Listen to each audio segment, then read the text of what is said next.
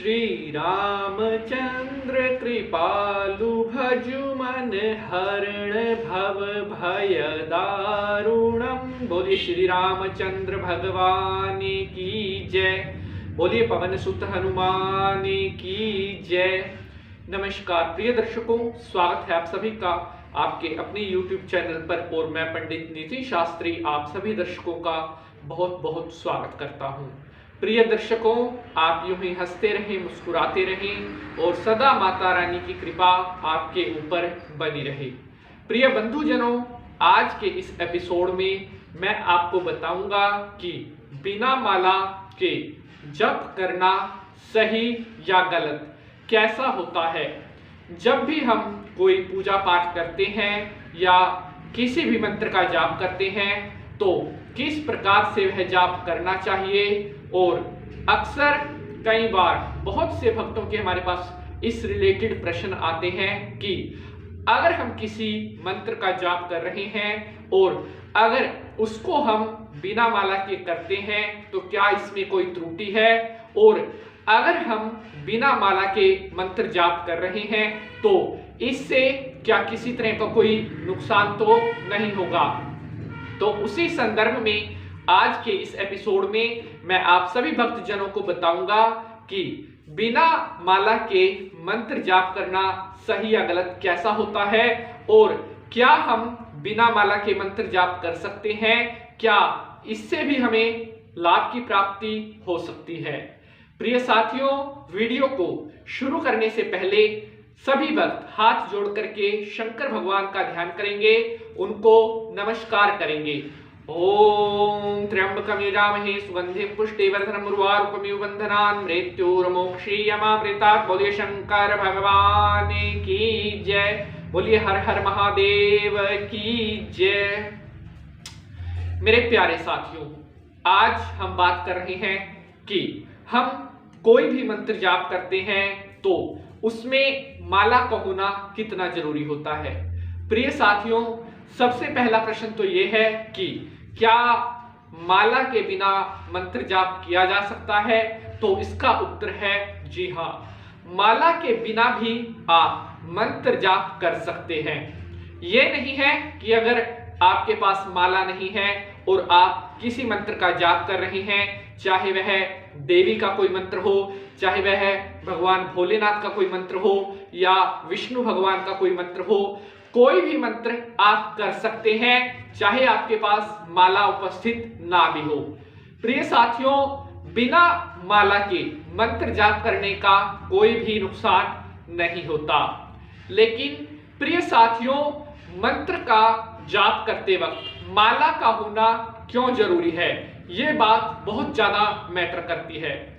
क्योंकि साथियों, हर चीज का अपना एक नियम होता है, हर चीज का अपना एक अनुशासन होता है। मान लीजिए मैं आपको एक एग्जांपल देता हूं कि आप कोई बिजनेस करते हैं या आपकी कोई शॉप है। मान लीजिए आप अपने बिजनेस को सही ढंग से नहीं चलाते, अनुशासन से नहीं चलाते। आपकी एक दुकान है और उस दुकान को आपका खोलने का कोई भी समय नहीं है। कभी तो आपने सुबह 5 बजे ही अपनी दुकान खोल दी और कभी कभी आप 9-10 बजे तक भी नहीं खोलते। कभी आप संडे को दुकान खोल लेते हो, कभी संडे को बंद कर देते हो। कहने का भाव ये है, किसी भी तरह का कोई अनुशासन आपकी उस दुकानदारी में नहीं है, तो आपको उस दुकान से किसी भी तरह की कोई लाभ की प्राप्ति नहीं होगी, कोई भी फायदा नहीं होगा।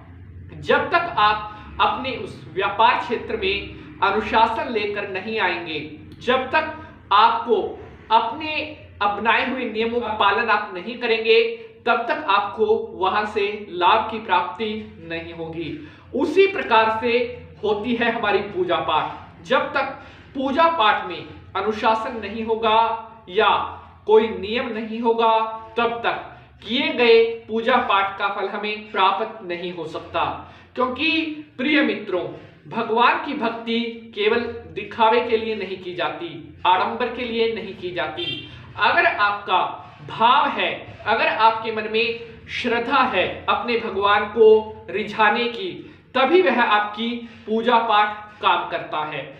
भले ही आप 2 मिनट के लिए पूजा करें, लेकिन उस 2 मिनट में आपकी इतनी शक्ति होनी चाहिए कि भगवान को आपको शुभ आशीर्वाद देने के लिए मजबूर होना पड़े।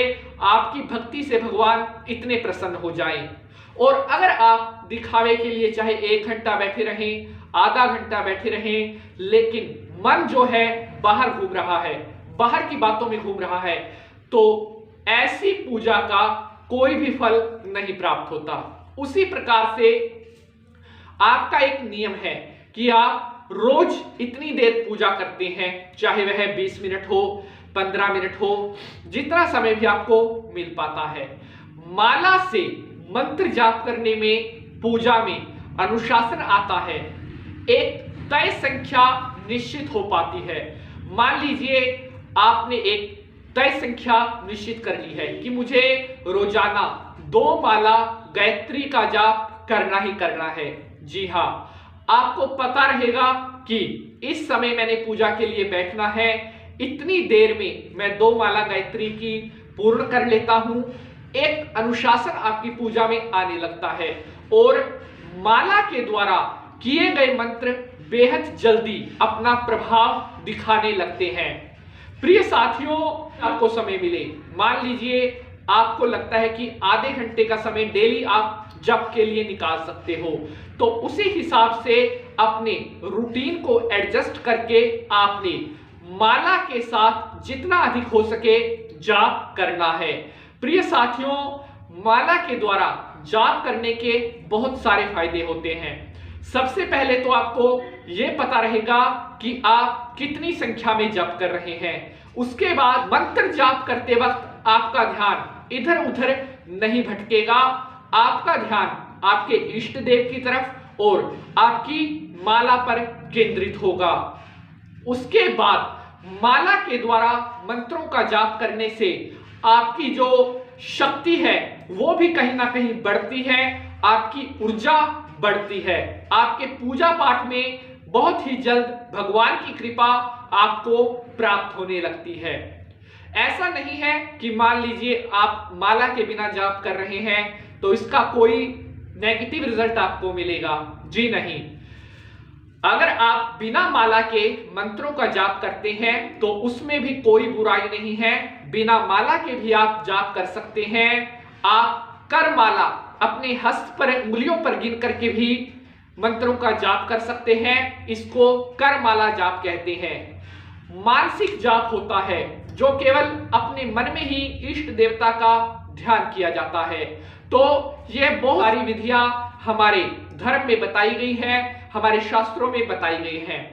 प्रिय साथियों, माला के द्वारा मंत्र जाप करने से भगवान बेहद जल्दी प्रसन्न होते हैं और जिस इच्छा के लिए भी, जिस अपनी मनोकामना की पूर्ति के लिए आप माला के द्वारा मंत्रों का जाप करते हैं, वह मनोकामना आपकी शीघ्र अतिशीघ्र पूर्ण होती है। प्रिय साथियों, बात करें कि कौन सी माला कौन से जाप के लिए उचित रहती है, तो हमारे धर्म में बहुत सी माला है, जैसे कि तुलसी की माला, रुद्राक्ष की माला या चंदन की माला, स्फटिक की माला। ये अलग अलग कर्म के लिए अलग अलग माला के द्वारा जाप करने की विधि बताई गई है।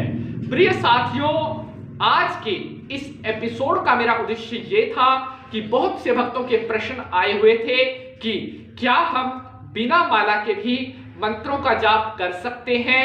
तो बिल्कुल, आप बिना माला के भी मंत्रों का जाप कर सकते हैं। इसमें किसी भी तरह की कोई त्रुटि नहीं होती। भाव केवल एक होता है। अगर आप माला से मंत्रों का जाप करते हैं तो उसका प्रभाव शीघ्र दिखने लगता है, और अगर आप बिना माला के जाप करते हैं तो कहीं ना कहीं रिजल्ट में उसके मुकाबले थोड़ी देर लगती है। इसके अलावा किसी तरह की कोई त्रुटि नहीं है, कोई दिक्कत नहीं है। बिना माला के भी आप मंत्रों का जाप बेहिचक कर सकते हैं। मेरे प्यारे साथियों, मैं उम्मीद करता हूं आप सभी भक्तों को आज का यह एपिसोड बेहद पसंद आएगा।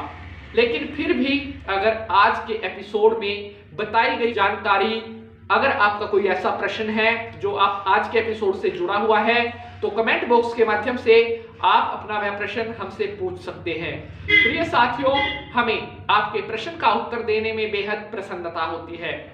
आज के लिए बस इतना ही। अगले एपिसोड में किसी और नए विषय के साथ मुलाकात होगी। तब तक के लिए मैं पंडित नीति शास्त्री आप सभी भक्तों से आज्ञा लेता हूं। आप हंसते रहें, मुस्कुराते रहें और माता रानी का आशीर्वाद सदा आपके ऊपर बना रहे। ओम नमः शिवाय। जय माता की। हर हर महादेव।